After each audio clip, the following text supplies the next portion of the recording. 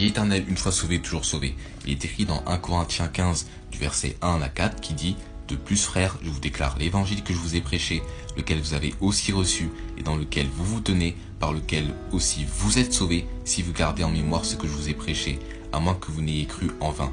Car je vous ai transmis avant tout cela ce que j'ai aussi reçu, comment Christ mourut pour nos péchés, selon les Écritures, et qu'il a été enterré, et qu'il est ressuscité le troisième jour, selon les Écritures. Donc dans ces versets, il est simplement dit par lequel vous êtes sauvés. Donc vous êtes sauvés par quoi? Vous êtes sauvés par l'évangile. Vous n'êtes pas sauvés par vos bonnes œuvres, vous n'êtes pas sauvés par vos bonnes actions, vous n'êtes pas sauvés par votre propre volonté, et donc vous n'êtes pas le sauveur de vous-même, d'accord? Il n'est pas dit de compter en soi-même, ou donc de faire son propre sauveur, donc d'être son propre sauveur, non. Il est simplement dit de croire, donc d'être sauvé par l'évangile. Et donc qu'est-ce que l'évangile? C'est le fait que Christ est mort pour tous nos péchés, passés, présents et futurs, qu'il a été enseveli et ressuscité, et que donc une fois sauvé, vous avez la vie éternelle, d'accord? Il est dit dans Jean 6,47, en vérité, je vous le dis, celui qui croit en moi a la vie éternelle. Donc une fois sauvé, vous avez la vie éternelle.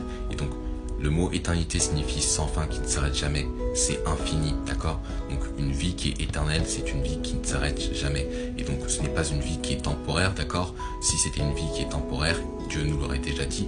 Mais non, ce n'est pas une vie qui est temporaire, c'est la vie éternelle. Donc vous ne pouvez jamais perdre le salut. Donc c'est zéro perte de salut. Et donc il n'est pas dit que vous êtes sauvé par vos bonnes œuvres, par vos bonnes actions, par votre propre bonté, par vos bonnes actions, d'accord? Donc tout simplement être le sauveur de soi-même. Non, il n'est pas dit ça. Il est simplement dit d'avoir confiance en l'évangile, de compter seulement en le Sauveur Jésus-Christ pour être sauvé, et non de compter en soi-même, d'accord? Parce que cela est impossible, parce que sinon il faudrait être parfait devant Dieu, être sans péché. Or cela n'est pas le cas, parce qu'il est dit: car selon qu'il est écrit, il n'y a point de juste, non, pas même un seul. Et donc c'est ça qu'il faut comprendre. Donc dans ces versets-là, il n'est pas dit que vous êtes sauvé par vous-même, que donc vous êtes le propre sauveur. Non, il est simplement dit d'avoir confiance en l'évangile, en le Sauveur Jésus-Christ. Donc tout simplement d'avoir confiance en son œuvre à la croix. Et donc tout simplement, une fois que vous êtes sauvé, vous avez maintenant la vie éternelle. Et donc qu'est-ce que la vie éternelle?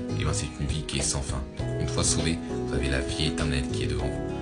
Une fois sauvé, vous ne pouvez jamais perdre le salut, parce que c'est un salut qui est éternel. Donc si vous voulez savoir comment être sûr à 100% d'aller au paradis, je vous conseille de voir la vidéo en lien YouTube qui dure environ 20 minutes, afin que vous puissiez savoir que vous avez la vie éternelle en Jésus-Christ.